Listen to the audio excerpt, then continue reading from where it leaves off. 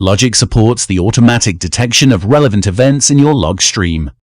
In today's episode of Lessons in LOGIQ, we're going to look at the anomaly detection capabilities of LOGIQ via the Events feature. Events use a combination of inbuilt, user-defined rules that provide immediate insight into critical changes within your infrastructure.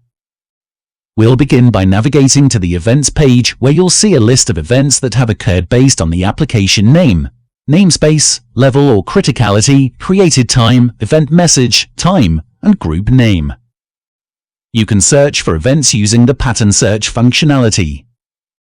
For example, let's search for a pattern called Initialized, which indicates that the server has been initialized. A list of events that matches the pattern Initialized is pulled in and paginated. You can also filter through events based on their severity. Let's now find all the critical events that have occurred. You'll see that there are 2 critical events listed under the group name LOGIQ audit. Events can also be searched for and filtered by a time range that you specify. The time range can be across minutes, hours, or even days.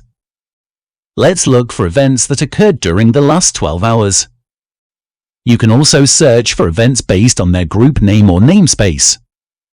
As you can see, there are multiple ways to look for and filter through events to get tailor-made event logs. We hope you enjoyed this episode of Lessons in LOGIQ. Search away.